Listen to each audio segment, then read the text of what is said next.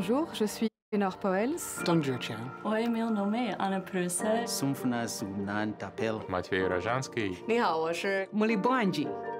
For me, the Wilson Center is this incredible institution bringing research and scholarship to address global challenges. It'll be very interesting to read about your conclusions and recommendations. The Wilson Center is an ideas factory. When you think of the question, where do ideas come from? They come from places like this. Essentially led to the creation of Nigerian states. We have 5,000 plus former scholars all over the world, and no one else has that. Just walk down the hall, and Kevin and Patrick are trying to explain the North Korean regime, and Kolela is writing the first biography of Nelson Mandela by an African scholar. So it's just a great environment. One of the things that really sets us apart from other think tanks is that we really are present. By being present, you actually get much more of the texture of a country. Wilson has an incredible microphone to tell the world what is actually happening. The international system is going through profound change, and our politics are polarized. Having a space where conclusions are not pre-cooked, that mission has never been more important. Being nonpartisan doesn't mean not having a point of view. It means embracing all points of view and trying to come up with some actionable ideas that make sense for the country. Our role as public servants and our role as public educators goes back to the roots of this place. The Wilson Center should be a platform to bring together research, and then we should provide a channel for our scholars to use research to inform policy. All of the major parts of the world. That what this past week has done. From my perspective, it's good news. The Wilson Center will help you have real implications, to have real connections to real people's lives.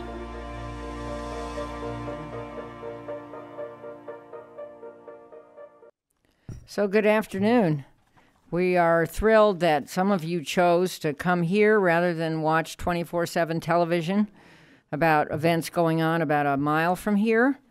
I'm Jane Harmon, the president and CEO of the Wilson Center, and if anyone in this well-informed audience missed it, the center has been rated by our peers around the world as #1 in regional expertise for 2 years in a row. So, given that, we are showing off, as you won't miss it, what we do. Our regional programs are based on ground truth scholarship, cultural understanding, and a very good feel for the politics of other countries and how they interact with the United States. Aaron Jones, who is our director for congressional relations, had the great idea 2 years ago that we produce this booklet called On the Horizon. Diving into each of our dozen programs, this document lays out the trends in every region that policymakers need to understand in this amazing year of 2020. Today's event builds on one we did in 2016, time flies, after President Trump was elected, designed to highlight how the world viewed the incoming administration. 3 years later, the world continues to react to American politics, including, obviously, what's going on a mile from here, but also to change in ways, the world is changing, in ways that are easy to miss if you don't pay attention. Fortunately, that's where our experts come in, and I, for one, am very interested to hear what they have to say, and as I usually do, to learn from the Wilson experts. One last fun fact. Over our almost 51 years of existence, did you know the Wilson Center's almost 51 years old, over 500 scholars, Rob Litvak calls them fellows, have been here to research and write extraordinary papers and books. For example, last week, if you weren't here, we had a book launch for Trade is Not a Four-Letter Word, written by former Exim Bank president Fred Hochberg. He wrote that book here. When we talk about other parts of the world, we draw on this amazing resource, like Fred and 4,999 others, which no one else has. So, buckle up and get ready for an exhilarating 3-hour world tour. Let me ask John Maluski, who is the perfect person to moderate this afternoon's activities, to introduce the first hour. Thank you very much, Congresswoman Harman. Welcome. I'll add my welcome to Jane's. The 2020 refers not just to the year of publication, but also, I think, as you'll learn, the clarity of vision that our experts bring to bear in their analysis. And that's what we hope to share with you over the course of the afternoon. I also want to do a special shout out to those of you joining us online via the webcast and on Twitter, and to those of you both in the room and following via Twitter. If you plan on live tweeting, we would ask that you use the hashtag #OnTheHorizon2020. And also for those of you following on Twitter, if you'd like to ask a question, that's what this laptop is for. It's not so that I can be distracted by technology. I'll be looking for questions from those of you who are joining us via Twitter. So please use that hashtag to get our attention. Jane mentioned the publication On the Horizon. For those of you in the room, you had the opportunity to pick up a copy on your way in at the table outside the auditorium. If you haven't done so, there should be some out there, as well as some other fine publications from many of the Wilson Center's programs. And if you're watching online, if you visit wilsoncenter.org, you can read the publication there or even download a PDF copy. So let me tell you a bit about the format, and then we'll get rolling. In each of our panels, I will introduce briefly, because you have larger bios in your possession, each of our panelists. They'll make some opening remarks that we've asked them to limit to the 5 to 6 minute range. Then we'll have some brief discussion up here before we turn it over to you for your questions. We'll have microphones on either side of the room, and someone will be there to get them to you. And a little more on that when we get closer to the Q&A portion of our presentation. So let's get rolling. What do you say we get started? I'll do an introduction of all three, and then we'll turn the floor over to our first presenter. So from your left to right, next to me is James Dickmeyer, who is Acting Director of the Canada Institute. Cynthia Arnson, who leads the Center's second oldest program, the Latin American program. Little trivia question for you Wilson followers. Can you name the oldest program at the Center? Anybody know that?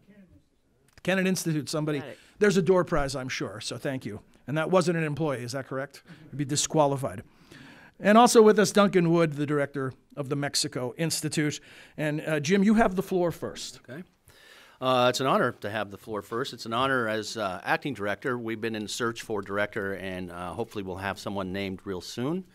We had a great director, Laura Dawson, who was hired away by one of the behemoths of technology. And so we have a dynamic program that I got to babysit for a few months, and we will have a dynamic new director that'll keep it growing. For us in 2020, we're not too different from the items that we selected for 2019. The kind of main one that we were looking at last year, and along with Duncan and his team at the Mexico Institute, is the North American Agreement, the USMCA as we call it here. Each country puts its own initial first, so it's a different acronym for each country. There's going to be little doubt that Canada will approve and ratify the treaty itself. It's the last country of the three to do so. And at that point, then you're into the dirty details of implementation, of getting the parts all together and getting the regulations and so on written. So that's what we're going to be following closely. There can be a lot of issues that will be problematic with this. One that many have written about and talked about is in the auto industry. Under this agreement, managed trade is probably the watchword for the auto industry in terms of the amounts of North America content that is required under the new treaty. It was in the old treaty, but it is a greater amount. And so there are going to be a lot of kind of bookkeeping that can be quite difficult and will, in essence, many say, raise the costs for manufacturers. So one of the issues we'll be probably looking at, too, is in the area of competitiveness. Does this take away some of the competitiveness that our auto industry has had by using this North American platform to manufacture its vehicles? On U.S., Canada, China, whereas we were talking about kind of Canada and the U.S. relationship last year, we're going to specifically point to the U.S., Canada, China triangle. I think a lot of programs will end up including China, not just the Kissinger program, because, again, we're dealing with the challenges of policies from China. Specifically in Canada, probably many of you know, we have requested the extradition of Huawei executive. She is currently held in Canada and undergoing the judicial processes as to whether Canada will extradite her. China reacted by taking 2 Canadian citizens hostage. I don't think you could call it anything else. And they are not able to have legal representation. And it puts Canada obviously in the middle. Canada looks to us and say, all right, we have arrested this person under our agreement of extradition. Obviously there's a legal framework, but there's obviously a political framework here. And so some of this is going to have to be worked out between the 2 countries in figuring out where do we go in our joint relationship as we face some of the challenges that China proposes. We had a reaction in the Cold War years against the Soviet Union. We formed NORAD. Are there mechanisms out there, not necessarily military, but other mechanisms out there that we can seek that help us ally against some of the challenges that China will pose. In addition to this, and again, China's part of this, with all the kind of challenges that are now out in the Arctic, we're very fortunate to have the Polar Institute here, and we do a lot of cross work with them in this area. And it is, I think, again, rapidly changing. The environment's rapidly changing. The people who are wishing to take advantage of that changing environment through shipping and other kinds of commercial endeavors, again, are coming into the play rapidly. And so there needs to be a lot of coordination. Finally, you can't talk about the U.S. and Canada without talking about the border. I worked in Toronto as the head of the consulate for 3 years. 90% of my work was border. Citizens that are there are constantly having issues with border crossings, businesses constantly having issues. When we have nearly $600 billion worth of trade and investment, much of which crosses that border physically, then a big part of our economy depends on it working right. It does work right pretty well. And there are elements working on programs that have been established in previous years to help that become a more efficient border, make it more secure at the same time. Those elements continue to work. There's a good news story there. I mean, those elements continue. Even though we may have some additional tensions with some issues with Canada, the overall kind of importance of that border to both countries attracts the attention of bureaucrats and businesses to attempt to improve that. One of the areas where we've joined in the Canada Institute is an initiative. It's called the Beyond the Border Initiative. It's a group of private sector, airports, shippers, all kinds of others that are looking at what's the next border look like. They're looking at new technologies, facial recognition, all kinds of other things that will lead to public debate that will maybe make the next step into what does a modern border look like. And they have visions that blow my mind. We'll see. Clearly, there's been a lot of change since the last kind of smart border initiative that we had post 9/11, and there will be more coming up. In addition, one of the little nettlesome border issues we have is safe third country. This is where we had an agreement with Canada that if a person had sought asylum in one country, could not go shopping for asylum in the other country. And so if they crossed at a border and they were shown to be having sought asylum in the U.S., the Canadian authorities would turn them back.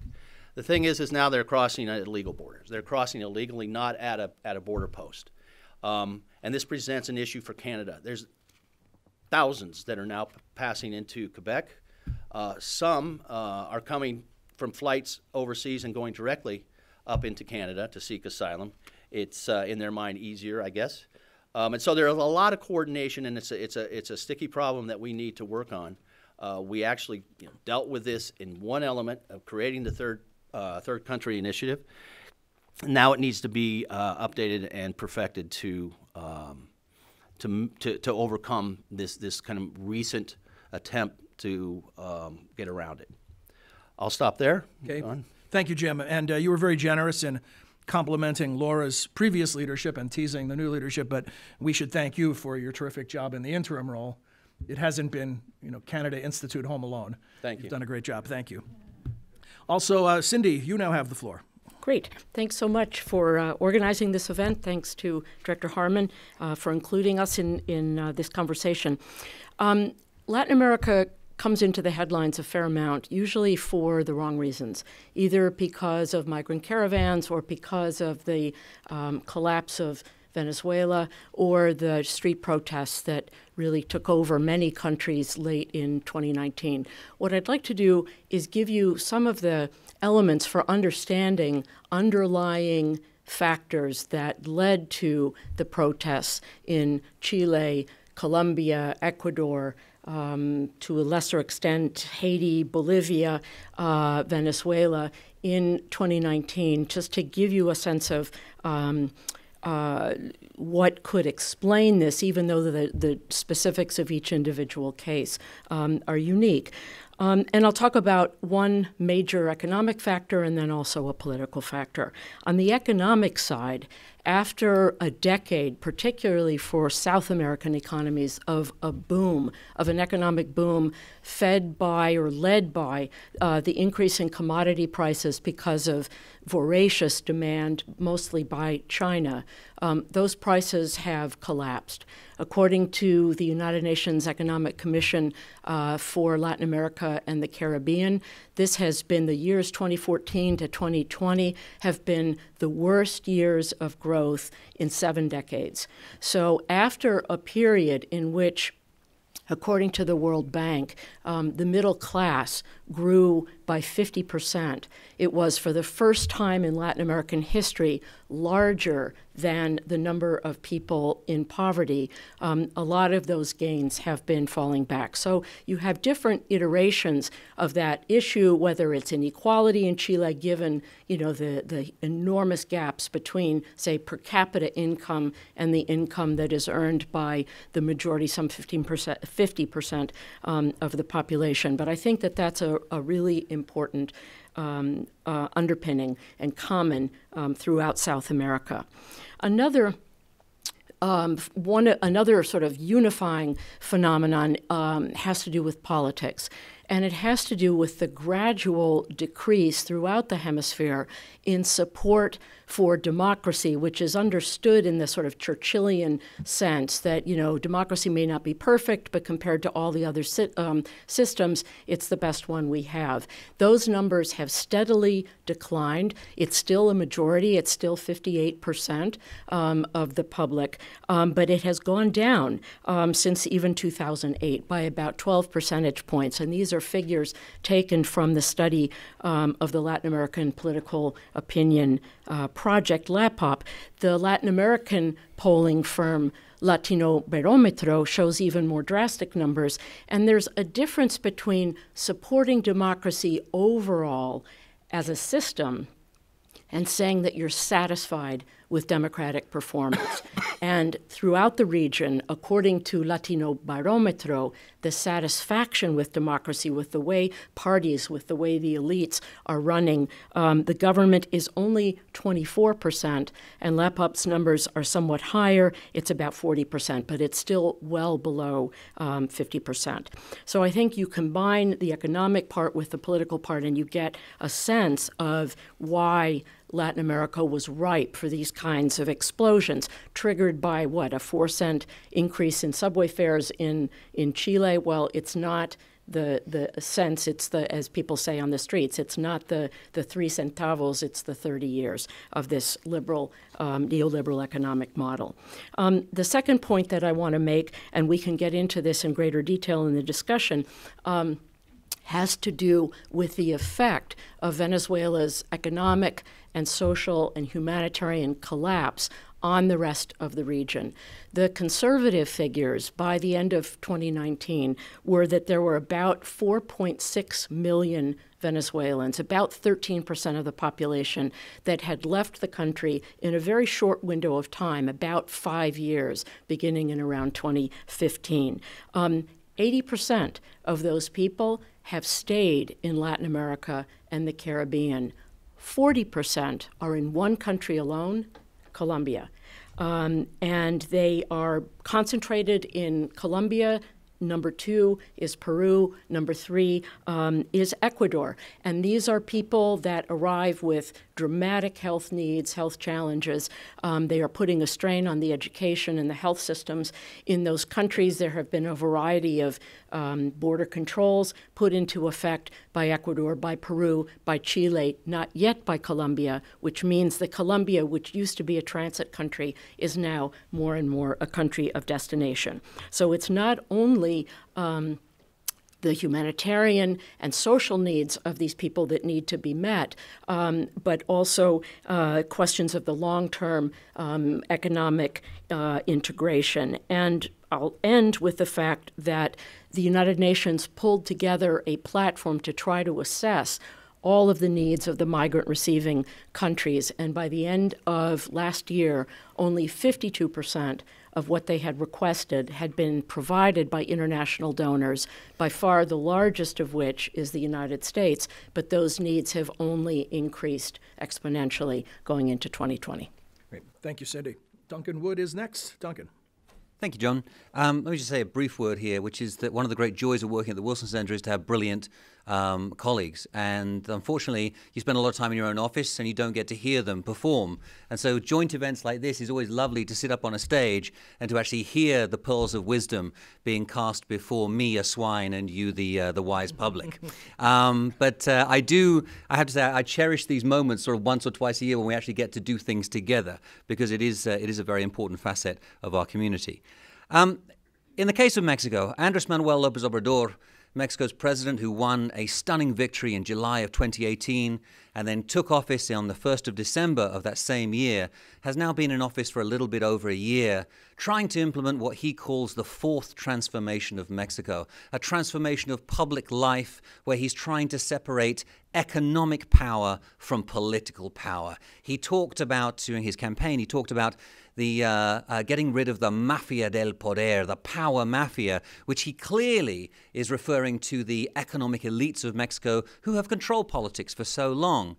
And because of that dramatic transformation that he's engaging in, there are so many issues that we could talk about as issues to watch over the coming year. Migration, corruption, the energy sector, public health, many, many fronts in which he is engaged in battles right now with what he sees as the corrupt neoliberal status quo.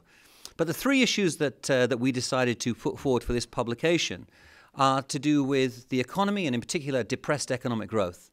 Number two, violence levels in Mexico and organized crime, and lastly, U.S.-Mexico relations. And all three of these issues come together in a very important way to impact upon Andrés Manuel López Obrador's public opinion rating.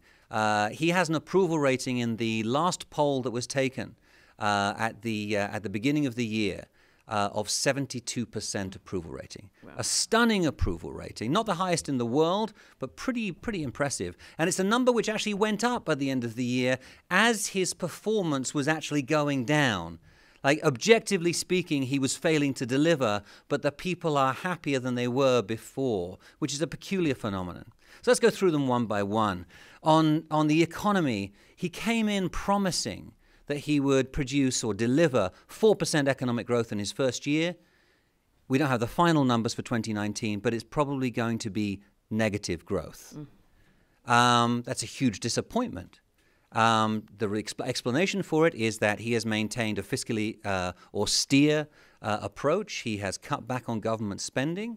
He also has spooked investors by canceling an airport project in Mexico City. And a lot of investors, both foreign but mostly domestic, have now the attitude where they say, we want to get greater certainty from this government before we begin to spend our pesos and dollars in the economy. Overall, his economic management has been sound. As I said, government finances look good. The autonomy of the central bank has been maintained, but the economy will not grow because of that factor. And looking ahead to this year, the official estimates in Mexico from the Banco de Mexico, the central bank, are of between 0.8 and 1.8% growth. But the IMF recently lowered its expectation from 1.5% growth to 1% growth. This is hardly going to create great enthusiasm for investors. And we would expect that the Mexican people would be disappointed with this. But weirdly enough, at the end of last year, as all of these numbers were coming out, his approval rating on the economy went up into positive territory. And part of the reason for that is it was the end of the year and Christmas was coming. And Christmas in Mexico means the aguinaldo, which is your 13th month pay. So Christmas bonuses were coming through. More important than that, though, was that Andrés Manuel's social programs were beginning to deliver. So checks were arriving in bank accounts. So the cash transfer programs were actually beginning to work. Combine that with the fact that Andrés Manuel has increased the minimum wage in Mexico twice in his first 12 months in office, and you can see that a large number of Mexicans feel that the economy is going better for them. If we move on to questions of violence and organized crime, Andrés Manuel promised that he would end the war on organized crime and drugs. In fact, what's happened, we've had record homicides. Estimates vary for last year between 35,000, 38,000.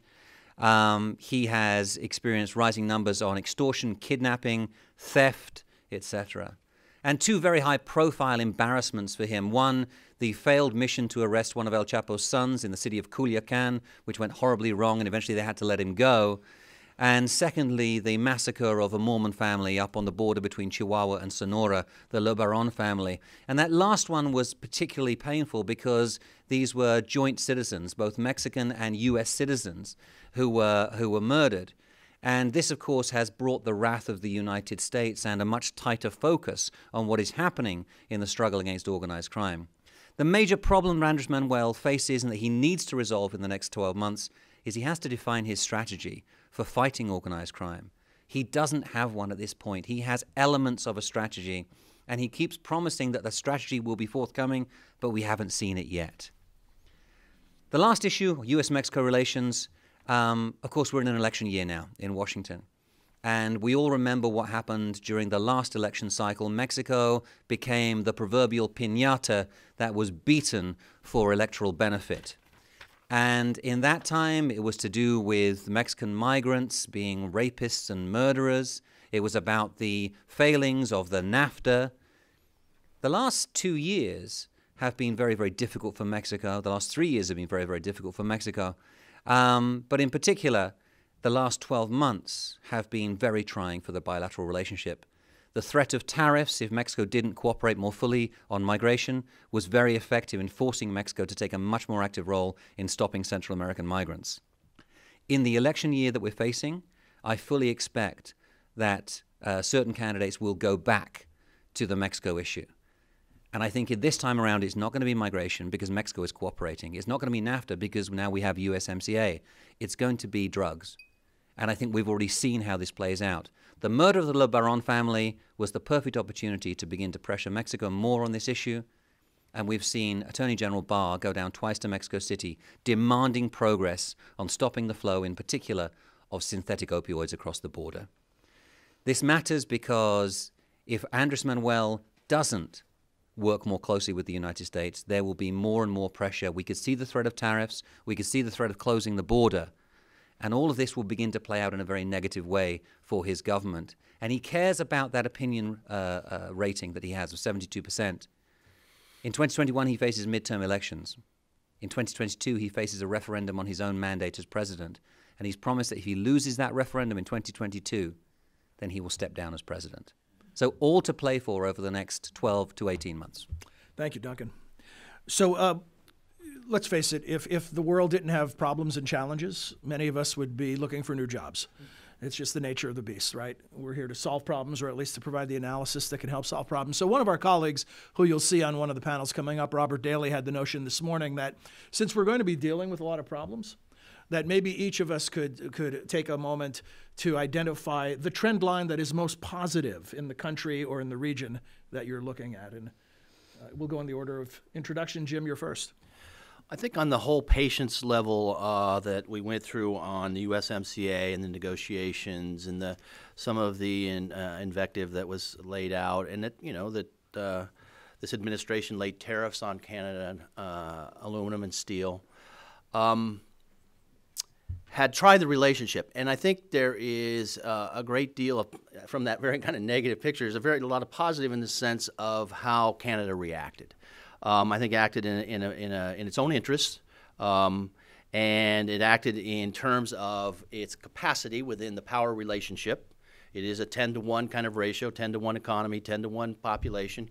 And so it used a lot of those kinds of tools that it's always used in managing its relationship with the United States. And a lot of that was patience. And I think that bore out then in a final agreement that I think is going to be one of the most important things that will have happened. More to the point that the old NAFTA, if it continued, would have been fine. But if the NAFTA had been destroyed, we would have had huge, huge repercussions in the North American economy and in the world economy, I think, in general. So I think that ability of Canada to manage its relationships shows through. And it shows through also in its self-interest. I had mentioned earlier about the continued cooperation on improving the functions of the border, making them so that they work better for the flow of people and goods, and yet maintain a certain security. Thanks. Cindy? Sure. As you say, it's pretty tough times, and I've had recent conversations with people who are well into their 70s and had leading professional roles in Latin American institutions that don't recall a period when Latin America looked so grim. And I would have to agree with that. Although there were lots of wars going on in the 1980s and into part of the 90s, and I think that there's certainly an active guerrilla movement in Colombia and also in Venezuelan territory. So there's lots to be concerned with. But the times of those shooting wars is really over, with one major exception. What I find most hopeful, I think, is the never-ending creativity and goodwill in a country such as Colombia. As I mentioned earlier, Colombia is the one country that has not closed its borders to Venezuela out of solidarity, because many Colombians that were escaping political violence and the violence of the drug cartels in the 1990s went into Venezuela. So this is a sense of kind of paying back the favor. But you see, wherever you turn, you see these projects by the private sector, by USAID, by the government, to do something that would not seem possible, and they make it work. They find ways to get people who were growing coca, the raw material for cocaine, to transform those people into high-end producers of cacao for fair trade chocolate. Or you get the major coffee federation bringing jobs to former FARC combatants. Or you have former FARC combatants becoming ecotourism guides in national parks that they used to terrorize. So I feel like, you can always look up and see, the gray clouds and say, like Eeyore in Winnie the Pooh, it's a dismal day. But when you look around, there is just endless progress, energy, people who don't stop, who don't give up, who just keep trying to make a better life. And again, in a shout out to Aaron Jones of the Congressional Foreign Policy Fellowship Program, we took a bipartisan, bicameral delegation last May to Colombia to look at questions of Venezuelan refugees and to look at questions of the implementation of the peace accord. And it was just stunning. It was just stunning to see what people are doing under the most difficult experiences. Diversity bringing out the best in people. Exactly. Even Venezuelans who are maybe 6 months longer in Colombia helping out Venezuelans who are the more recent arrivals with food, clothing, advice about where to find shelter. It's really amazing. Your answer reminds me of Mr. Rogers, who has been experiencing a bit of a renaissance thanks to the movie, right? And there's a famous story where his mother told him, when looking at bad news of the world, always look for the helpers. Right. Because they're there and they'll make you feel better about what's happening. That's right. That's exactly. Duncan. You asked me for one positive thing. I'm going to give you three very quickly. Number one, trade. USMCA now ratified in the United States, already been ratified in Mexico, and we're waiting for the Canadians to do their part, but we will. This all helps a great deal. Mexico is now the #1 trading partner of the United States. Even a few years ago, people would have said that was crazy because China was always going to be the #1 after it took over from Canada. And of course, because of the United States-China trade conflict, Mexico has moved into that leading role, thanks in no small part to the booming U.S. economy. Second, I talked in a very negative way about security and the fight against organized crime and drugs. I actually think that the pressure that will come from the United States on this issue over the next 12 months will drive the Mexicans to actually take it more seriously, and I think there will be new modes of cooperation with the United States that hopefully will have a positive impact. And lastly, the question of inclusion. Andrés Manuel's approval rating of 72% is no accident. Mexican people are hopeful. They feel as though they have a president who's on their side. He may not be delivering for all of them just yet, but they still have faith. And they feel as though for the first time in history, the president is working for them. That's a very positive thing. How long is that leash? Well, we thought that he would have a honeymoon of about a year, and he is going strong into year 2. So I think that he's probably got another year. If he doesn't deliver by the end of this year, that number is going to take a hit. But I could be wrong. Maybe it goes even further. The man has an incredible way of communicating with the people, and they listen to him and they believe him. He draws energy from them, and they actually draw hope from him. Wow, the power of communication. Mm-hmm. I'm going to a survey question. How many of you have questions in mind for our panel? Okay. Here's what we're going to do then. I have several more questions, but I'm also committed to the promise that we will get to audience participation, and we've reached that moment. So let's start. We'll see. I'll come back to my questions if you run out. But who's got the microphones? There's a woman right here. If we can get this to her. Here are the rules. I'll give you a little stall time here while you get your microphone. Here are the rules of engagement. 3 things we're going to ask you to do when you ask your questions. One is to identify yourself and let us know who we're speaking to. Wait till you have a microphone in your hand. And finally, you know how this works. You've been to many events. Questions, not speeches, and it's always helpful if you can direct them to one or 2 more of the panelists. And with that, you have the floor, madam. Okay. Karen Mansell, The Ohio State University, and I'm working here with the China Environment Forum. And my question is related to China and trade and Canada, Mexico, South America. I know Brazil is cashing in agricultural trade with the tariffs and the trade issues between the United States and China.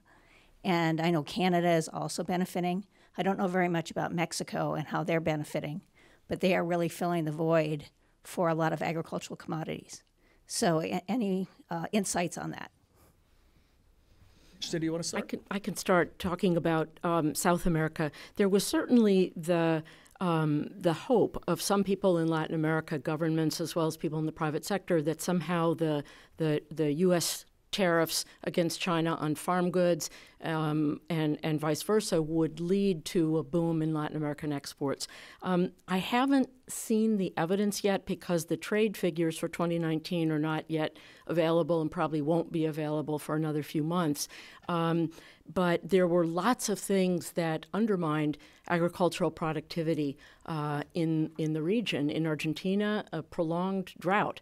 I don't know if the Brazilian case is the same, but I would wait to sort of see the evidence, for that hope. But I do think that Argentina started buying Mexican corn when it was having a hard time with the United States, when Argentina was one of the countries that had been subject to aluminum and steel tariffs, not because they were trying to undercut the market, but because their own currency was so weak. So China is an enormous investor, an enormous source of loans. It is the largest single source of loans. I've seen figures that say that the portfolio of lending is more than the World Bank and the IDB combined, Inter-American Development Bank combined. And so there are, some concerns that are raised by U.S. officials and others about whether this is another moment for a debt trap and whether China is going to come over and once Latin American countries can't pay, simply, dictate what it is that they want. But I think that Latin American countries themselves have gotten much more sophisticated about how to bargain with China and are actively seeking the capital to improve infrastructure, which is a major major area where Latin America is not competitive. We'll get some thoughts on the China factor from Duncan and Jim, but I also want to remind those of you joining us online that if you have a question for us, please use the hashtag on Twitter on the Horizon 2020. The China factor. Sure. I think that many people expected that a left-wing populist government in Mexico of Andrés Manuel López Obrador would actually reach out to China, would try to use China as an alternative to the United States. As it turns out, that hasn't happened. We've had rumors of cooperation on various issues, of maybe Chinese bank financing for Andrés Manuel's refinery project in Tabasco, but it hasn't materialized. In fact, what we've seen is that and as I said, Mexico has benefited from the U.S.-China trade conflict because it has now become the #1 trading partner. And it should have benefited by getting more investment into the country, because investors will say, well, Mexico's already negotiated a free trade deal with the United States. In fact, I think that the domestic factors in place in Mexico have been such a deterrent to investors that we haven't seen that playing out in the way that we would have expected. And so investors are holding back for the time being. When I speak to groups of investors and I ask them the question, who wants to invest in Mexico at this point in time, almost everybody says, I want to invest in Mexico, but not now. I want to wait and see. And that is a problem both with domestic investors and with foreign investors. So I think that for now, we have to say that the China factor is one that probably is, it has potential to be positive for Mexico. But actually, Mexico would benefit a lot more from a settlement of the trade tensions between the United States and China, so that the United States economy grows quicker, so that there's more demand for Mexican goods. And I think that's what everybody's hoping 2020 will bring. Thanks. Beyond Huawei, what does Canada-China look like? Well, it's interesting. Canada is a Pacific country like the U.S., and there's been lots of discussion in diversifying Canada's trade. 70% comes south. So how much could they send east to Europe and west to Asia and China specifically? And when I was there, there were any number of trade delegations that went off to China from the different provinces and the federal government and so on. What China is happening in China right now is because of this tension, they've had an embargo on sales of an important seed oil to Canada. Has had a huge impact on their agricultural sales, and they're seeing that kind of fist that China has shown in other places, and I think it's the first time we've seen it with China that is giving them pause in terms of what would be their future relationship, but is also having them look to us and saying, well, now part of the reason we're in this is going along with your extradition request. Where are you there? You've been our partner. Where are you? And that's another very important part we're going to have to look forward to in the coming year and coming years is how do we define that? Will Canada go off into its kind of own China policy? There are those who say that, in fact, a very prominent person who had an editorial said, let's just dump the United States. Let's just do a trade. We'll get our two Canadians back that are being held, and we'll send Huawei executive back to China. There's a big commotion in Canadian public discussion about that in terms of rule of law, other things. But the point is we have to come to some kind of decision as China is pushing this kind of stuff. And as you talk about the trade in the Pacific, again, Canada depends upon it as much as we do. Is there any serious discussion underway about this sort of North American alliance? I know Tony Wayne, who's in the audience, Duncan, has written a lot about this potential. Yeah, and I think it's one of the sort of the bright spots on the horizon is that if we can work out the wrinkles and if we can go beyond just the conversation about NAFTA USMCA, there's a whole agenda out there that we could be pursuing on multiple issues. Yeah, I mean, the issue that Tony has worked on a great deal, which is workforce development, holds enormous potential, especially given the prospect of the fourth industrial revolution, automation, etc. Secondly, yeah, we need to have a regional conversation about security, whether that is a concept of perimeter security, whether it's something else. We need to have a conversation which has been pending for many years about regional infrastructure issues. But the idea, I think, at the heart of all of this is that North America should be the way to approach competition with China rather than nation by nation, because together the three countries are much, much stronger, including the United States. the United States benefits in multiple ways by having close cooperation with its northern and southern neighbors. Okay, thanks. Hi, we got another question. Yes, thank you very much. Bob Dickey, background in private sector and law and finance. Question about the economic development. You mentioned GDP growth, or in some cases like shrinkage. What's happening on a per capita basis, population growth relative to economic growth? And if you have a moment to talk about environmental developments, particular reference to the Brazilian rainforest, that'd be of interest as well, but perhaps you don't have time for two. Okay. Thank you. Sure. Per capita growth is going down, and it has been at least since 2016, but probably even earlier, because the commodity boom really only went to about 2010, 2011, and after that, started to tank.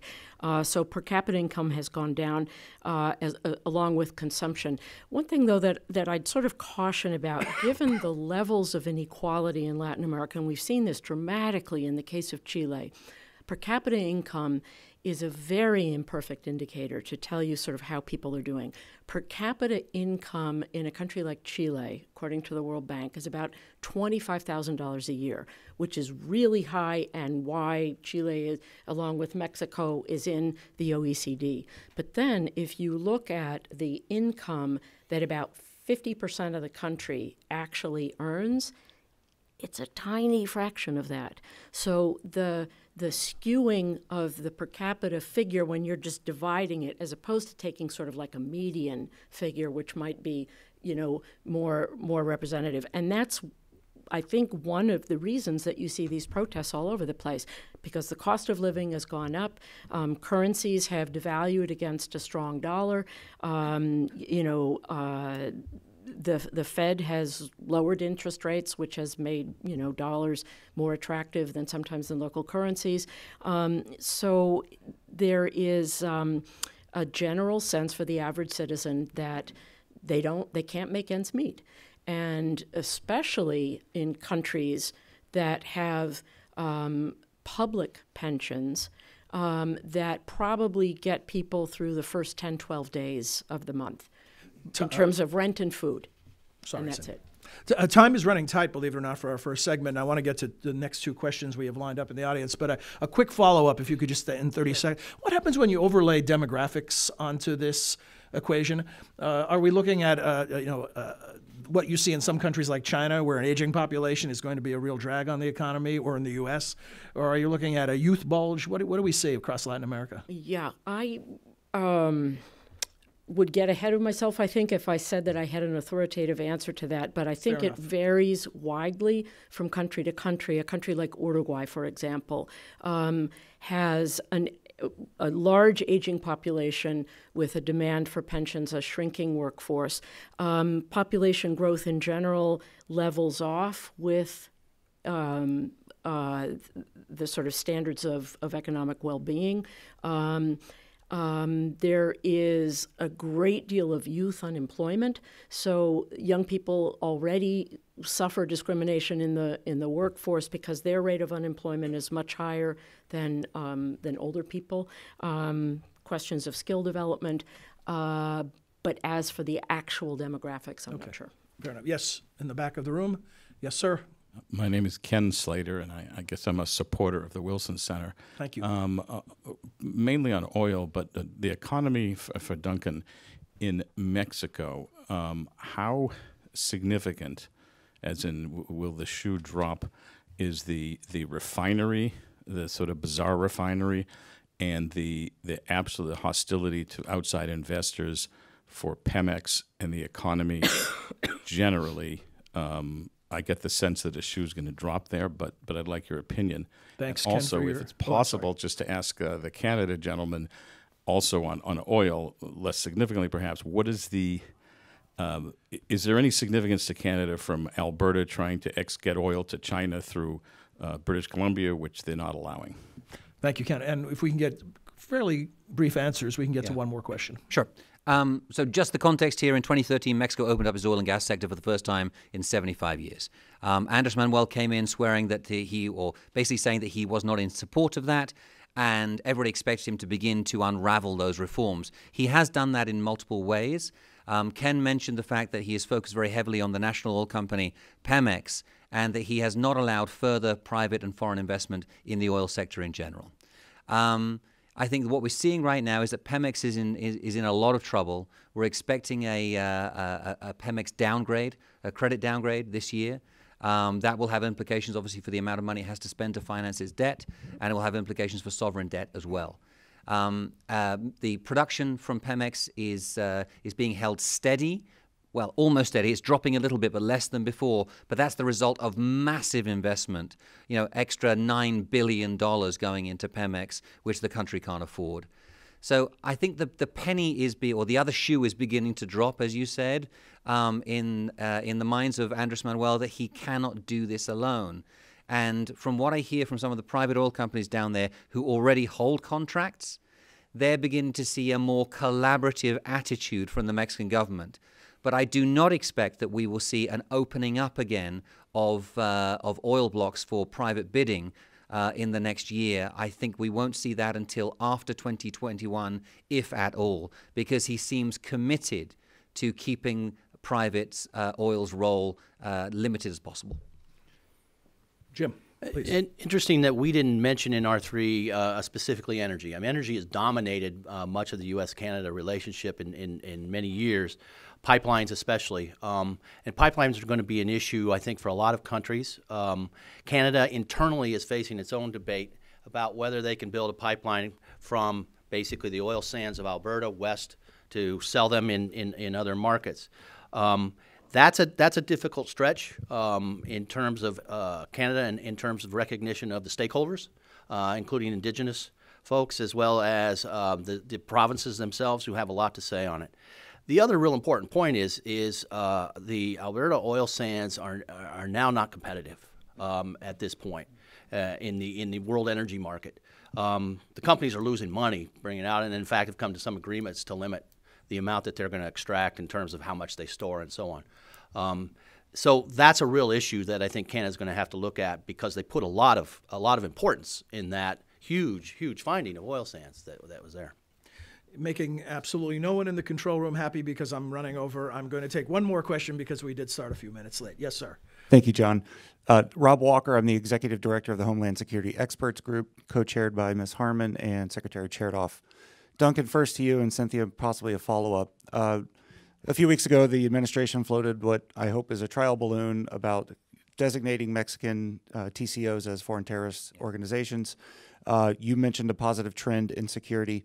Wonder if you could pull on that for a little bit. Has that balloon, in fact, moved the needle a little bit?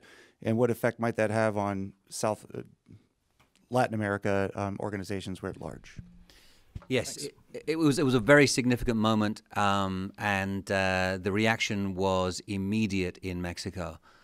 Mexico immediately began to talk to sort of government counterparts in the United States to say, all right, what do we have to do to prevent this from happening?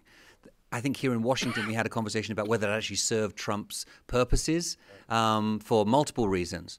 But in Mexico, there was an immediate and strong reaction. And so we're seeing a more collaborative attitude now. And so I think it did move the needle. And I think the other thing is this. When you speak to people in Mexico City, taxi drivers, etc., a lot of people will say to you, that was the good thing to do. Yes, President Trump should designate these organizations as terrorist organizations. Why? Because they've been terrorizing us. And that's the first reason. Second of all, we actually think that it's going to force Andrés Manuel to do something to take this seriously. And thirdly, maybe the Americans will come forward with more aid for us to do this right. So I think it actually has been a positive thing. My immediate reaction was, well, no, they're not terrorist organizations. You've got to be sort of accurate and specific in your terminology. But it worked. Sure. Jim, you have the. I'm Cindy. I'm sorry. Yeah, just really briefly, the collapsing of the notion that drug trafficking organizations and terrorist organizations are one and the same is well along in countries like Colombia. And that, I think, had its origin in the involvement of the FARC guerrillas in drug trafficking, and continues with the involvement of the ELN and FARC dissident groups in illegal gold mining and all this kind of stuff. And those people are staging terrorist attacks. So it's complicated. Now, what would be the effect of the United States labeling Mexican organizations terrorist organizations, what effect it would have on Latin America? I'm not sure it would change the dynamic very much.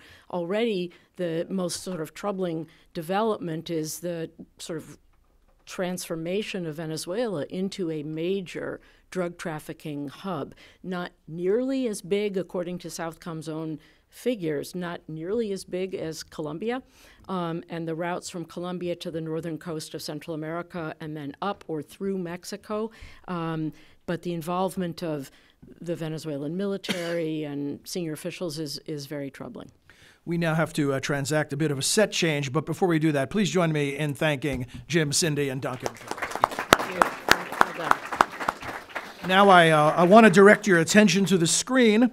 Before our next panel begins, we have for you a presentation from Matt Rajansky, director of the Kennan Institute. I think he's going to be talking about Ukraine.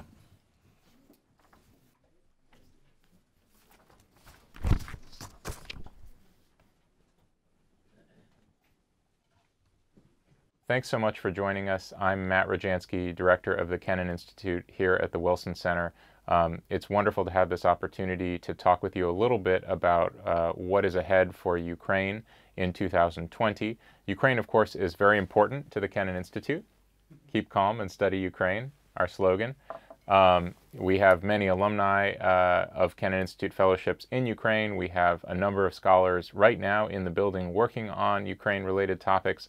And we continue to pay very close attention to what goes on in the country and in the wider region. So just a snapshot of that picture, I would start with the fact that President Vladimir Zelensky, a name we've heard quite a lot because of the degree to which Ukraine is now featured in American domestic politics, he has now been in power for just over half a year. He was elected in a landslide victory in March and April of last year. His party, the Servant of the People, then also took a similar landslide victory in the Rada, the Ukrainian parliament, in July of last year. And so the year ahead, in many ways, is a test for Zelensky's platform. And that was a three-part platform. First, it was about bringing peace to the country's war-torn east, the Donbass region, in which Russian-backed separatists and, in fact, Russian forces are in direct conflict with Ukrainian forces, people dying practically every week, ceasefire violations continuing, so that's a major challenge. More on that in a moment. Second is combating corruption in the country. Certainly a famously corrupt oligarchic class and corruption that filters through the entire rest of society and the government is a major challenge for ordinary people. Zelensky has promised to tackle that in a serious and new way. And then third is economic growth that will be felt by ordinary Ukrainian people, a major challenge for the country. And the test in the year ahead is whether the general pace of macroeconomic growth that has picked up in Ukraine, going from 1% to 2% to now over 3% growth just last year in 2019, does that continue, or does Ukraine slump back into more of a stasis pattern or even economic contraction? And also, do ordinary people feel the benefits of that growth? Further looking out ahead at the year, the calendar is going to play an important role. At the end of January, Secretary of State Mike Pompeo is expected to pay a visit to Kiev. That was a visit that was originally planned for early January, canceled due to the tensions with Iran at that time. This will be important because it's the opportunity for the United States to signal not only that despite whatever may be happening in U.S. domestic politics, the U.S.-Ukraine relationship is still on firm ground, that the United States provides support for Ukraine, which is true in terms of military aid, financial aid, political and technical assistance, and all of that is necessary given the great challenges that Ukraine faces. So that'll be a chance for Secretary of State Pompeo to underscore all of those messages, very important. When we come to the spring, April, this will not only be the one-year anniversary of Zelensky's presidency, so a natural inflection point to look back on his achievements, challenges where he's fallen short.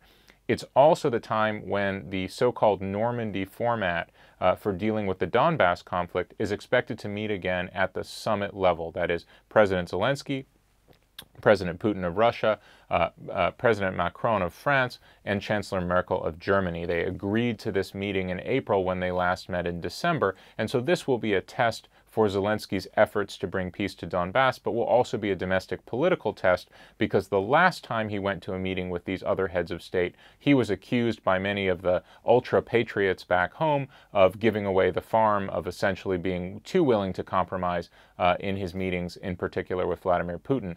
And then the third inflection point comes later in the year. That's October, when, as of now, there are local elections scheduled throughout Ukraine. This is essentially the third piece of building a servant of the people, Zelensky majority across the country.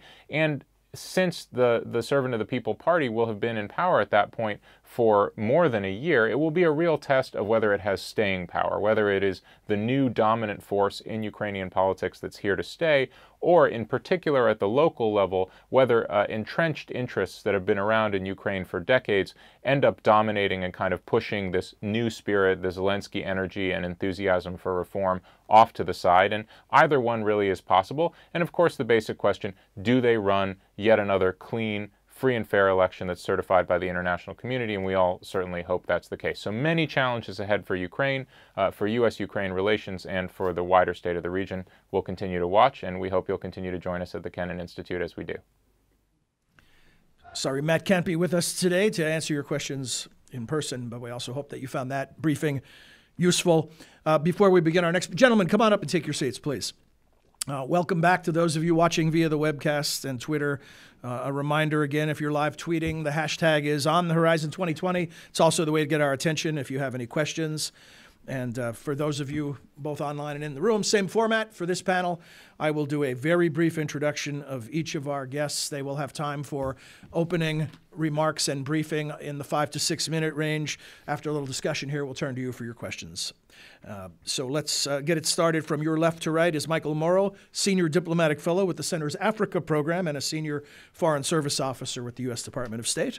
In the middle, Robert Litvak. Rob is our Senior Vice President and Director of International Security Studies.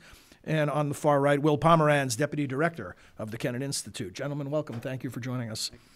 Mike, you have the floor first. Thank you, John. Africa is an ascending continent, judging by its ongoing economic growth and political maturation. Economically speaking, 6 of the world's 10 fastest growing economies over the last decade are in Africa. And a lot of that growth is driven by Africa's democratic youth bulge, such that Africa will soon lead the world in the number of youth entering the workforce. Africa has a population of about 1.2 billion people, a number that's expected to double by 2050. And that gives Africa a growing middle class. And that growing middle class comprises a market that presents huge opportunities for investors. So in that context, with that background, what are the 3 issues that we're going to be watching most closely in Africa in 2020? The first is the promising advance of free trade and economic integration within Africa. The second is Africa's discouraging struggle with militant Islamist groups. The third is the encouraging rise of popular protest as a driver of political change in Africa. Before I elaborate briefly on those 3, I quickly wanted to mention a few issues that didn't make the list. With Africa having over 50 countries and territorially being larger than the U.S. and Europe and China combined, it was tough for us to narrow it down to 3 leading issues. So I'll mention a couple of the others that we consider just very briefly. One is in 2020, we'll be watching elections in Ethiopia and Somalia. There'll be elections in at least 9 other African countries during the year. Second issue is climate change. Third is demographic change, demographic trends. Fourth is the growth of technology, especially financial technology and big data.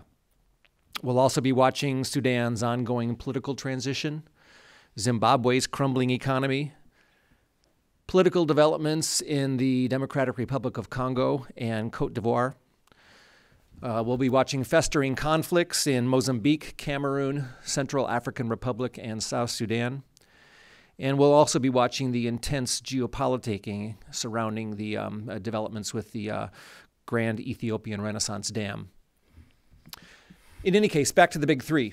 First issue we'll be watching in Africa for 2020 is, again, the promising advance of free trade and economic integration within Africa. The African Continental Free Trade Area Agreement, which was signed and ratified in the last year or two, it can really accelerate Africa's growing importance, its growing economic importance by lowering trade barriers, expanding intra-African trade, and stimulating economic diversification. The Africa Continental Free Trade Agreement is, it has formed the world's largest single market. Again, 54 countries, 1.2 billion people, and 3.5 billion in collective GDP. The major challenge for the Africans now that it's signed and ratified will be implementation. How effectively can Africa implement this agreement? And the reason it will be a major challenge is largely because the Africa Continental Free Trade Area has the greatest levels of income disparity and development disparity of any continental free trade agreement in the world. So the keys for Africa to make this effective implementation will include strengthening governance and strengthening rule of law, dismantling persistent non-tariff barriers, dealing with unpredictable national trade policies, combating pervasive corruption, and overcoming protectionist mindsets. So if Africa can address those issues, and we're confident they will step by step, it will really require close cooperation among multiple national and regional African actors. And these actors have differing trade interests, they have incompatible supply-demand dynamics, and they have domestic policies that are not well aligned with the trade agreement's premise of open borders and free movement of goods. So there's a big challenge standing in front of Africa to implement this trade agreement, but we have confidence that they will take this on with seriousness of purpose and address it step by step. Thank you, Mike, and sorry to be communicating with our online viewers as well while you were finishing up your comments. Rob, you've got the floor. Thank you, John, and good afternoon. The U.S. drone strike killing General Qasem Soleimani in Baghdad on January 3rd has triggered a sequence of events that has brought the United States closer to war with Iran than we've been in the last 40 years, according to former Secretary of Defense Leon Panetta. The Tehran regime retaliated with a salvo of missile strikes on 2 U.S. bases in Iraq, with 34 American casualties. This military response followed Iran's declaration that the country would no longer abide by the negotiated constraints on its nuclear program under the 2015 deal. My main argument is that though these major developments heighten the risk of an escalatory spiral, they do not alter the fundamental structure of the crisis in which the United States and Iran have been locked over the last four decades. That crisis has turned on persisting contradictions on both sides. In Tehran, the politics of foreign policy are roiled by the regime's unresolved identity crisis. In Henry Kissinger's words, is Iran a nation or a cause, an ordinary country or a revolutionary state? The nuclear issue has been a proxy for that more fundamental debate about Iran's relationship with the outside world and the great Satan, America in particular. In Washington, our policy debate over competing strategies, whether we should contain, engage, or strike Iran, center on our own unresolved tension, and that is whether the U.S. objective toward Iran and other states we call rogues should be to change the regimes themselves or to change their behavior.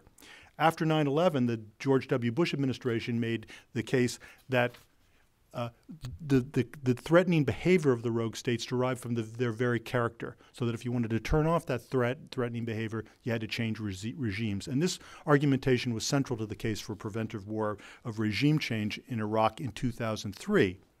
But after the fall of the Saddam Hussein regime, the Bush administration was unable to replicate that model in Iran. No one, the circumstances would not have remotely permitted that. So the Bush administration, the second George W. Bush administration, was caught in its own mixed message. It never resolved whether the U.S. objective was regime change or behavior change.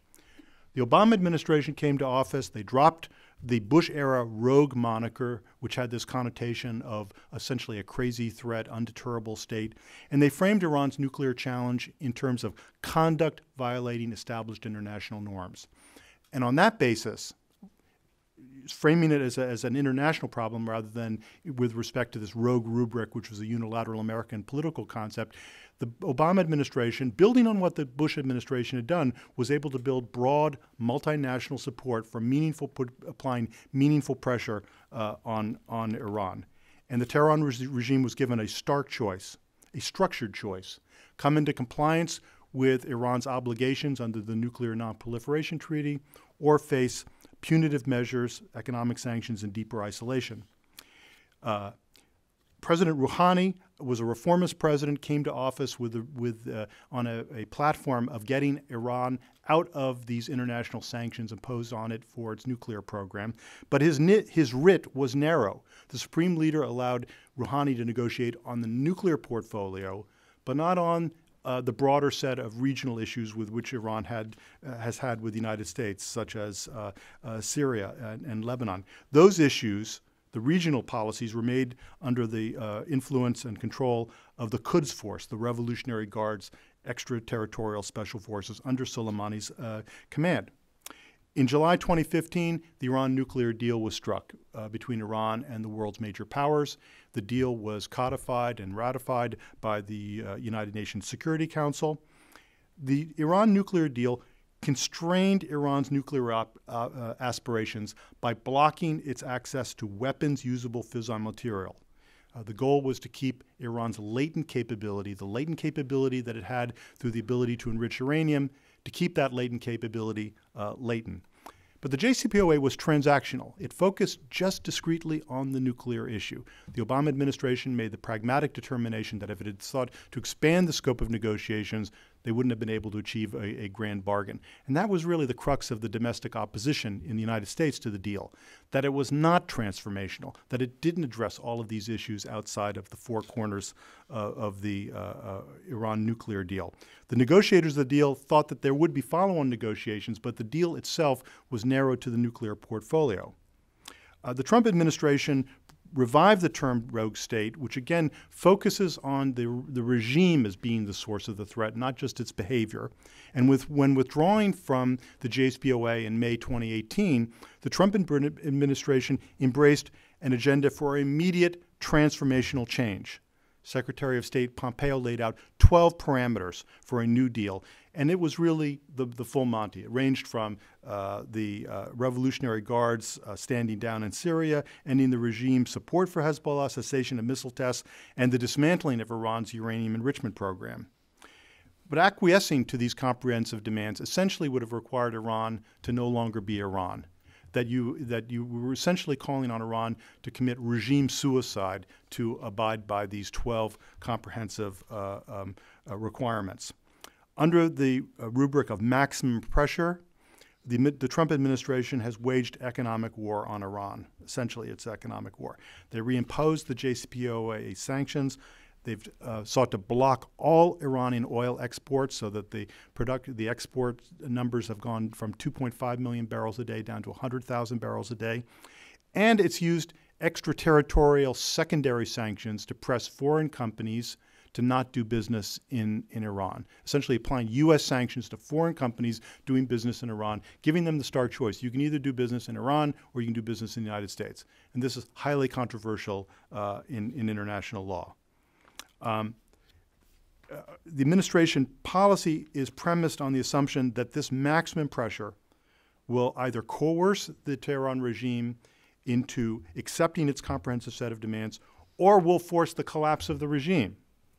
That assessment, even after the wave of anti-regime demonstrations last November, is more of a vain hope than a realistic prospect. I mean, the notion that the regime is going to collapse. And moreover, the regime would have no compunction in unleashing its intelligence services and the paramilitary besieged to brutally suppress any internal challenge to its survival. And indeed, Iran has responded externally and asymmetrically to the U.S. maximum pressure strategy. Last September, mid-September, it hit Saudi Arabia's oil installations with drone and cruise missile attacks, taking out a significant percentage of Saudi capacity, thereby signaling if Iran can't export oil out of the region, no one's going to be able to export oil out of the region. Which brings me to my conclusions, which is the Trump administration's strategy of maximum pressure has had unintended consequences. Iran is orienting its trade east instead of west through barter arrangements with Russia, China, and India. And in the military realm, Russia and China were seeking to frustrate U.S. efforts to isolate Iran, conducted military exercises with Iran's navy in the Gulf of Oman.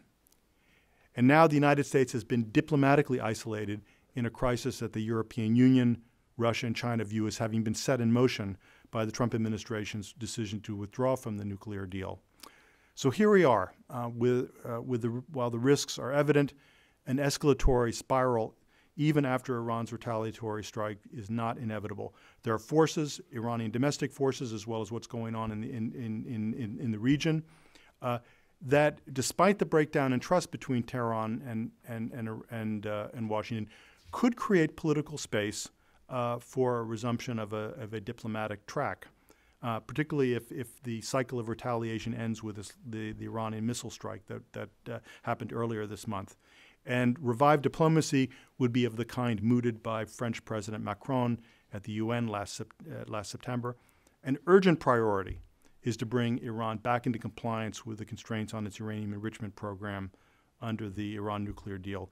And that would require reciprocation from the Trump administration, for example, waiving the controversial extraterritorial sanctions on Iran's oil exports and international commerce.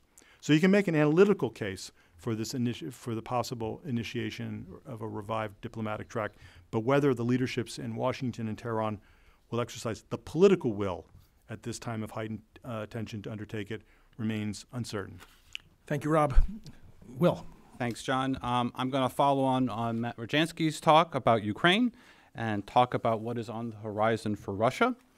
In our contribution in this volume, we talked about Russia's role in the world as a global power broker and its relations with Ukraine. These issues remain highly relevant, and we can discuss them in Q&A.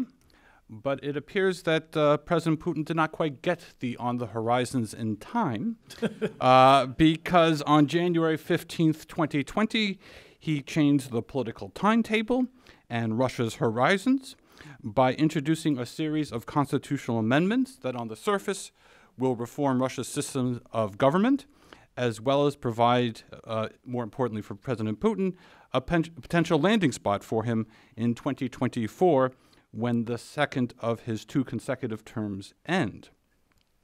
Now, Putin wants all these reforms to be adopted by May, so they are on an expedited schedule. And so domestic affairs has assumed a heightened importance for the coming months. One thought that the succession crisis that loomed in 2024 would not really begin for a couple more years, but it's up to Mr. Putin to address the calendar and the timetable, and he has moved that timetable up significantly. So I don't have time to review all the changes, but they can be reduced to the following propositions. One, Putin insists that he still wants a strong presidency, whether he is or is not in that office. And on paper, a strong presidency remains even after these constitutional amendments. Indeed, he has added to the president's powers by including the decision to make it at the president's initiative to remove constitutional court, Supreme Court, and appellate judges, thereby reducing the power of the judiciary. The one point that has been emphasized in these constitutional amendments is the potential limitation on the president's power to appoint his prime minister and government. At the present time, the president nominates the prime minister, but according to these new constitutional amendments, it will be the Duma that will select the prime minister and all relevant cabinet secretaries, which the president will then have to accept as the standing government. So on the surface, at least, looking forward, there is a potential for the rebalancing of the division of powers in the Constitution, although in his post-speech and post-amendment comments, Putin specifically has emphasized that he does not want to move from a presidential to a parliamentary system. The third major reform in these series of amendments deals with an obscure institution called the State Council. According to these amendments, the State Council will go from an inactive advisory body to a constitutionally recognized organization that will be responsible for the mutual coordination and functioning of organs of state power, a unique Russian sentence, and define the basic direction of Russia's domestic and foreign policy. The unstated objective of this new provision in the Constitution is that it is now widely anticipated that Putin will be appointed head of the State Council and that he will use this position to informally remain in charge after 2024. Other reforms in these constitutional amendments also strengthen Putin's top-down power vertical, including something called a unified system of public power, which is still unclear in many ways, but is clearly intended to reduce the power of local self-government, which is already significantly restrained. He has called for the greater recognition of the prosecutor's office, and finally, the supremacy of Russian law over international law.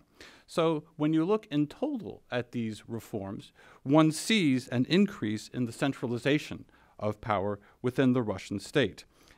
We will be carefully monitoring these amendments and how they're implemented. 2024 is actually a long way off, and a lot of events can intervene that change the trajectory of these reforms. And Putin has other options regarding how to maintain his influence. For these reforms to work to Putin's advantage, however, several things have to go right for him, all of which are possible, but individually highlight the magnitude and the difficulties, really, in what Putin is attempting. First, he needs to find a person who will be a strong president, someone that has trust and faith of the people, but will be sufficiently loyal to allow Putin to maintain informal control. This was the unique role that Dmitry Medvedev played for 4 years, but Medvedev is gone, and it's unclear who will be the next president and who can serve as that crucial power substitute that allows Putin to maintain control of the presidency. He needs to control the legislature and try to increase the popularity of the majority party. Elections are due for the legislature in 2021, so he has to be careful that in light of these reforms, he doesn't inadvertently create a divided government that is more difficult to influence. He probably needs some economic success to maintain his popularity. And for the first time in about 5 or 6 years, he's talked about spending some of his $500 billion of reserve hard currency so as to jumpstart the economy. And finally, he needs to stay in charge of the security services and the major state enterprises. Now, there are plenty of examples of leaders around the world resigning, but finding informal ways to remain in control in China, in Singapore, and most recently in Kazakhstan, where President Nursultan Nazarbayev resigned after 30 years of president to become head of the Security Council. The one negative example, and Putin most surely is aware of this, is Mikhail Gorbachev, who abandoned the party for an alternative base of power in the government and in the presidency with disastrous results. So all these things have now been put into motion by President Putin. It has occurred earlier than we thought. And obviously, this gives him a long time to try to figure out what might go right and what might go wrong. I think the crucial issue to watch in the short term is if any of Putin's allies in the security services and in state business, etc., see any signs of weakness. For if they do perceive that Putin's position is weaker, they are likely to try and exploit this weakness for their own personal and professional advantage. Thank you, Will. All of you, I think, saw the previous panel and know this, what I'm going to shorthand called the daily challenge. identifying the most positive trend line in your area. And Michael, you're a step ahead. You've already talked about some positive developments. So let me tweak that question for you a little bit and ask about a lot of what we heard about Africa in recent years is about all this potential and this burgeoning breakthroughs that could happen in terms of economic growth and economic stability and economic power even. I'm wondering, optimistically, what's the timeline for significant breakthroughs? Is there a tipping point that is getting closer in some countries or some regions more than others? Yeah, it's certainly going to be something that you can only answer on a country-by-country basis. Certain countries in Africa are well ahead of the curve in terms of both economic governance and political maturation. Others are deeply behind, especially those that are still embroiled in civil conflict.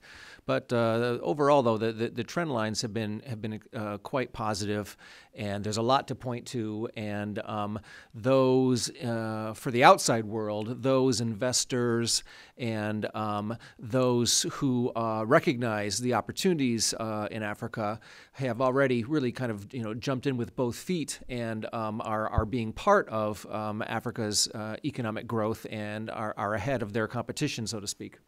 Thanks. Rob, is there something optimistic that you can identify, a trend line? I know one of the difficulties is as U.S. administrations change and our allies change leadership, that sometimes there's not continuity of strategy. But is there something you can identify that suggests a positive trend? Well, I spoke about the Iran nuclear challenge, and my beat, programmatic beat is on nuclear, what we hope is non-proliferation. And there I think there is, a glass, figuratively and now literally right in front of me, half full. In that, in 1962, President Kennedy gave a famous address to the UN General Assembly. He said we might live in a world of 30, 35 nuclear weapon states. That was a nightmare scenario that has not come to pass, and there are reasons for it. There's a normative reason embodied in the Nuclear Non-Proliferation Treaty. There are currently 9 nuclear weapon states. The 5 permanent members, U.S., Russia, France, Britain, and China, that were grandfathered into the agreement. There are 3 states that exercise their sovereign right not to join the NPT.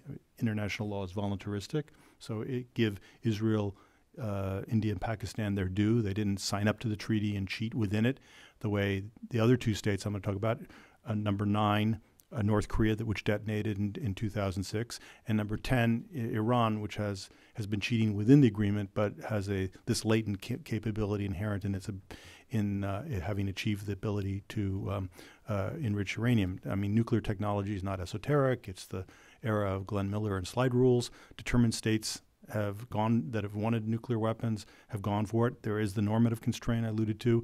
Also, most states don't feel they don't need nuclear weapons as the answer to their security dilemma. They're part of an alliance. NATO has been a huge non-proliferation tool in Europe, as well as our broader alliances in Asia. The nuclear umbrella has reassured allies that they don't need to go nuclear on their own. Nuclear capabilities are expensive to develop that infrastructure and maintain it. It's dangerous technology. So we don't live in a world of 35 nuclear weapon states. The question now is whether we're at a tipping point, if there's 1 or 2 more, North Korea and Iran, whether it could generate a new wave, so to speak, of proliferation. And I think that's a risk, and a goal of smart diplomacy is to mitigate it. Thanks, Rob. Will, you mentioned that President Putin has not seen on the horizon, so I need to make that offer again. If anyone hasn't, wilsoncenter.org, President Putin, if you're watching, get your free copy, compliments of us. It's a bit pejorative, I guess, when I'm asking you to identify a positive trend line, because I'm suggesting Putin for life is not a positive. Right, but so the issue would be that he has begun the dialogue of a transition, and it may be a transition from Putin to Putin. And that might just be where it ends up, and we might just spend a lot of time discussing this, and it turned out to be that the obvious path was the one that he took. But when he talks about reform, there's always the possibility that it might begin a dialogue in Russia, that if indeed he is looking to maintain domestic stability that will restrain him abroad, But of course, the opposite could be true as well if he thinks that domestic reform is not working. And he needs a quick victory abroad. Russia, throughout its history, has decided that the quick foreign victory might be what is the answer to its domestic problems. So I think that it just opens up some possibilities of discussion. Clearly, Putin wants to control the process, and if he controls the process to the point that that he intends to, we won't have a dramatic transition, and we won't have great change. I think the most positive thing is the dialogue between Russia and Ukraine that Matt talked about, that they have met in the Normandy format. They're going to meet again. This is what Zelensky has bet his political future on, and he has begun these negotiations without seeming to be beholden to Russia as well. Rob mentioned political will as part of the equation in nuclear deals. What about the political will on both sides for this new dialogue between Russia and Ukraine? Again, I think there is political will. Again, it depends. Putin is still holding the cards, I think. Putin is the one who has annexed Crimea, and that's not on the table. And he's the one who is asserting and protecting the separatists in the Donbass. So I think that Putin will want a price. In many ways, the price is too high for Zelensky. He cannot incorporate the Donbass and Luhansk as independent republics with veto power over Ukrainian legislation, which has been the Russian position, at least at the beginning. So he has to kind of defend Ukraine and the integrity of Ukraine, but also somehow has to try to bring peace, and that's a very difficult assignment. I want to turn to your questions, and we will get you a microphone, but we need you to see your hands. You got to identify yourself so we can find a mic to you. This gentleman over here will be first, right next to you with the microphone. Then we'll find somebody on the other side of the room. Yes, Thank sir. you. Gordon Adams, Quincy Institute, American University. I had a question for Michael Morrow on Africa. Obviously, we're constrained by time, but I wanted to ask you about the externalities that are going to arrive in Africa over the next year. You talked a lot about the internal situation, but it seems to me it's a continent highly, if you will, invaded in the sense that a lot of outside powers are active in the African theater. So I wondered if you could expand a bit along two dimensions. One is in the terrorist part that you talked less about, but I know you have in your mind. If you could expand on that a bit in terms of successes and failures and the future of counterterrorism operations, particularly in the Sahel and the Western African, Central African region, where we seem to be seeing more terrorists at the same time as we see more intervention. And the other question is the apparent great power competition that the Washington Consensus seems to talk about between the United States, the Chinese, and the Russians in the African continent, and whether that's real, Memorex, something in between. Mm-hmm. Thank you.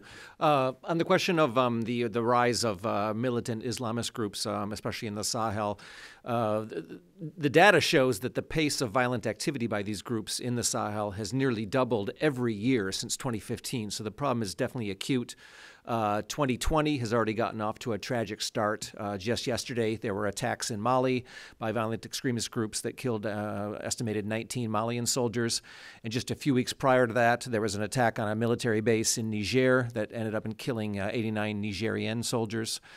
So, the primary threat here is that the rise of these militant Islamist groups has made large swaths of that part of Africa ungovernable.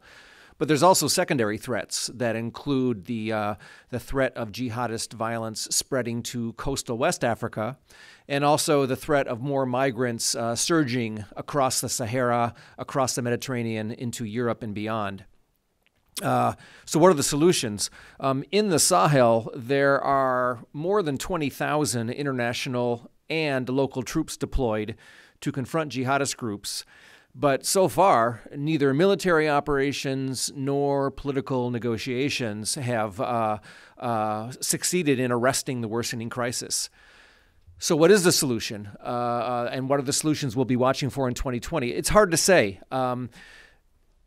Internationally, development aid and security assistance to the Sahel is already ample, but maybe there can be some recalibrations in how it's applied, the methodologies. And then locally, certainly it's a certainty that any potential solution must include regional governments improving public services, expanding community engagement, strengthening governance and corruption, and creating better opportunities for the exploding youth population. And then quickly on your second question about great power competition, yes, we're seeing more of that, and the African countries are certainly not blind to it.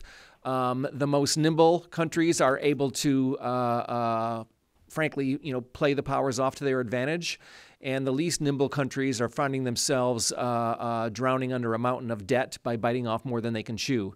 So it's really, again, it's case by case. Some countries are very adept at managing this challenge, other countries much less so, and that's going to be something we'll be watching in 2020 as well.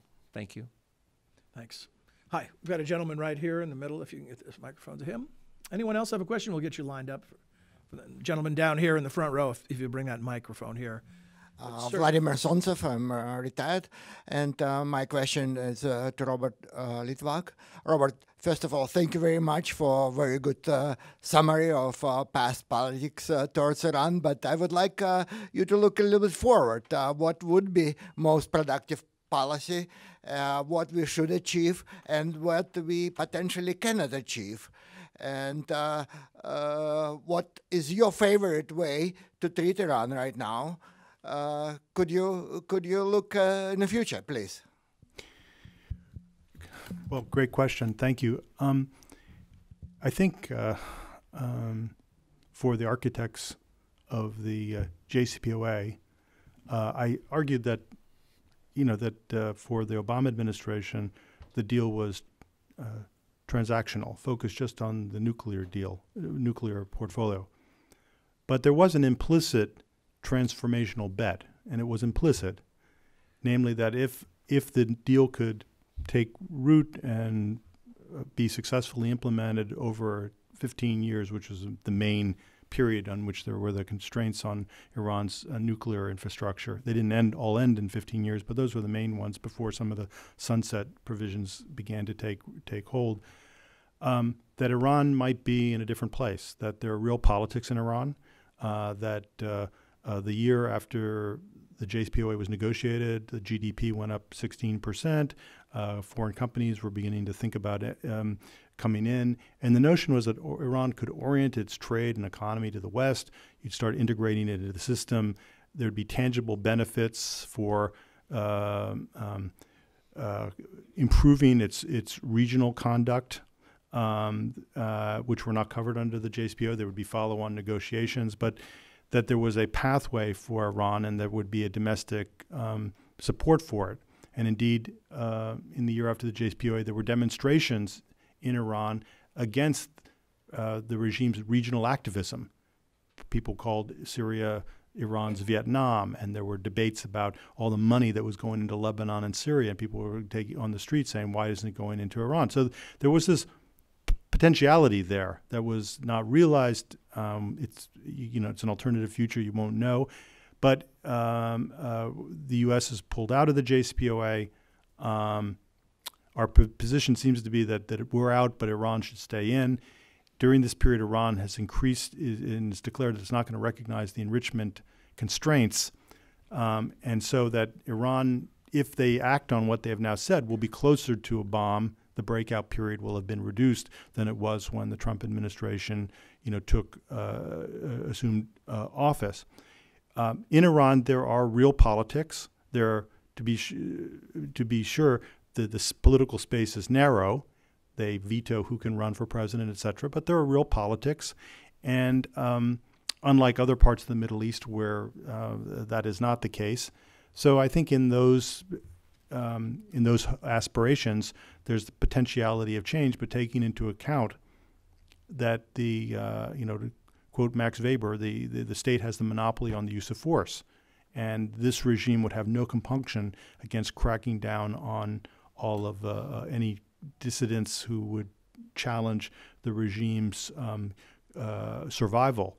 And I think in the West, we need to be careful about appealing to the Iranian people to take to the streets, because there have been episodes like the Hungarian Revolution and the rise of the Shia after the first Gulf War, when people have taken to the streets and then the regime has mowed them down, and external powers have been, for justifiable reasons, have been unwilling to kind of intervene to support them.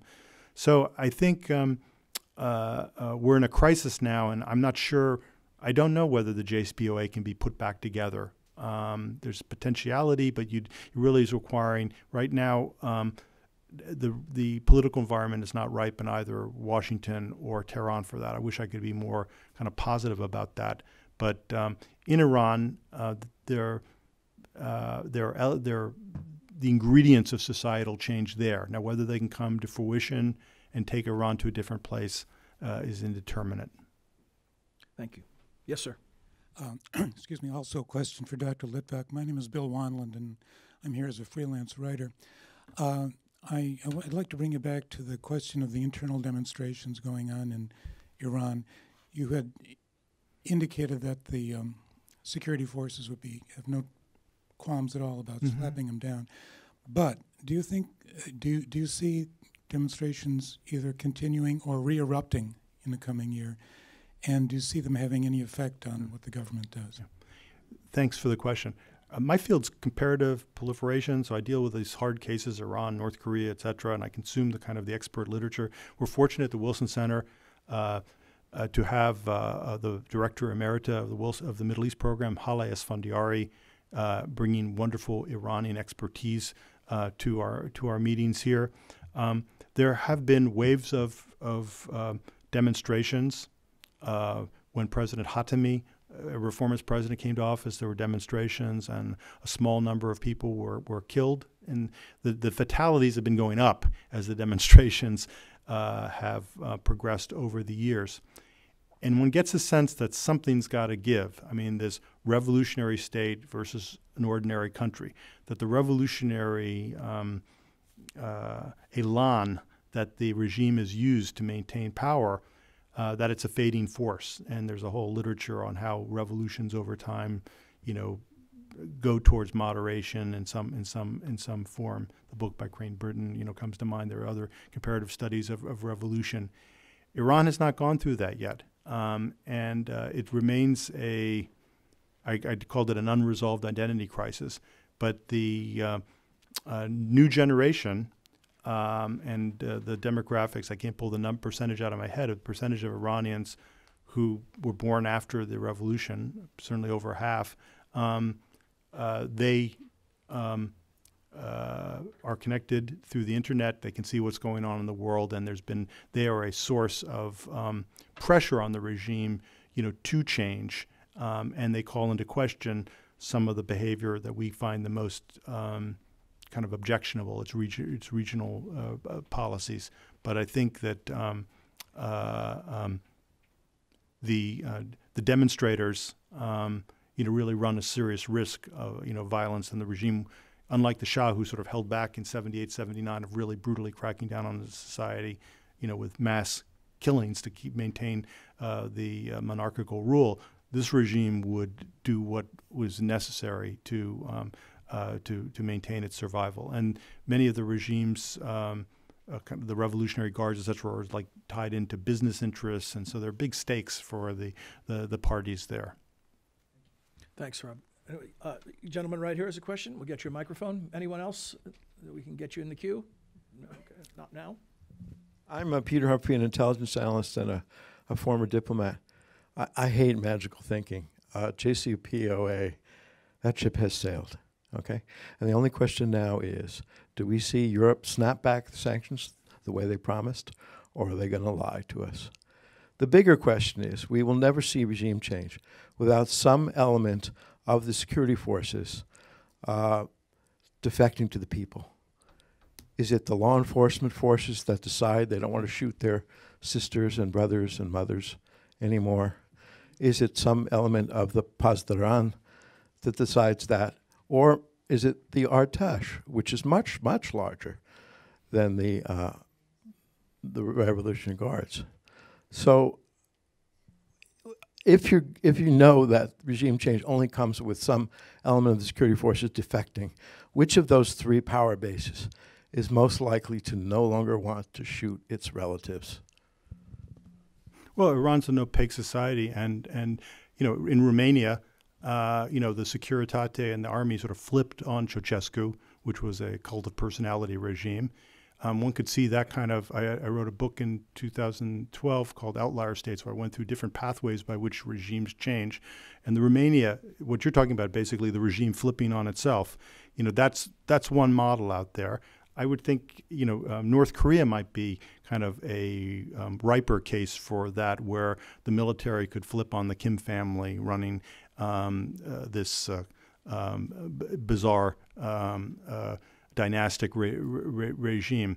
I don't think it's something we can sort of bank on, and certainly in terms of if it were to happen, it would be an organic development. I think best done organically, that the regime would sort of flip on itself, not something that would be, as has been, the appeals for the Iranian people to express their will sounds sort of like the starting gun of a counter-revolution. And I think there's a moral hazard for us outside to be talking about, kind of whipping up that type of sentiment when we know we're not going to back it up. Now, the JCPOA is dead, but Iran's nuclear program is its nuclear program. I mean, whatever you say about the Iranian nuclear program, it ain't the Manhattan Project. A dash for the bomb as quickly as possible. This program dates to the Shah's era. It's had peaks and troughs. Peaked during the Iran-Iraq War, when the world turned a blind eye, when Saddam Hussein gassed the Iranians. After 2003, our own CIA says that the National Intelligence Estimate says the program's been acquiescent, in a quiescent phase, rather. President Rafsanjani said that there's no, I talked about the motivations for nuclear acquisition, that there's no existential threat to Iran for which nuclear weapons are the answer. I mean, in 2003, they had American armies in Afghanistan and the Iraq side. Those armies are gone.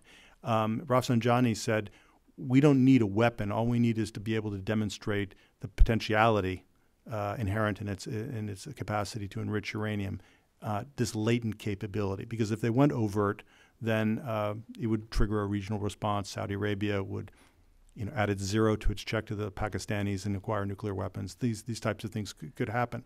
So I think it's indeterminate. The lead here to me is that Iran, outside the JCPOA, is closer to a weapon than it was when it was within the JCPOA. They're talking about enriching up to 20%, which is most of the way there to the highly enriched uranium required for a weapon. President Trump has tweeted that his red line is Iran will not have a weapon, but there's a lot that can be done on that technological continuum, from low enriched uranium at 3.65%, which was the restriction Iran was operating under the JCPOA, and 20% plus that gets them very close to the bomb. That's the proverbial final screw of the screwdriver scenario. So JCPOA may be dead, but a diplomatic effort to bring Iran back under some constraints in its uranium enrichment program, potentially as part of a broader package. I mean, President Macron talked about kind of low-hanging fruit, not his words, of the Yemen war, where we might get some progress on a regional issue. The Iranians have been open in the past to constraints on the ranges of their ballistic missiles to 1,000 kilometers or under. That would be big if we could do kind of a constrained uranium enrichment program, plus some prioritized set of these other aspects of the Secretary Pompeo's 12 parameters. We're just about out of time for this segment, but Will has been eager to weigh in here, and I want to give him an opportunity. Just the question about law enforcement and when they turn. For Russia, it's very interesting, because in 2008, when Putin announced Medvedev, but before he announced he was going to be prime minister, what happened was the security services began arresting each other. And this was a telltale sign that no one was in charge and people were trying to already see where the vacuum was. And it was only when Putin announced that he was going to be prime minister that these arrests amongst the security services stopped. So as you watch Putin's next round of reforms, I think it would be very important to keep an eye on the security services. Chaos and complexity theory exactly. rears its head. Gentlemen, thank you. Please join me in thanking our second panel. Thank you.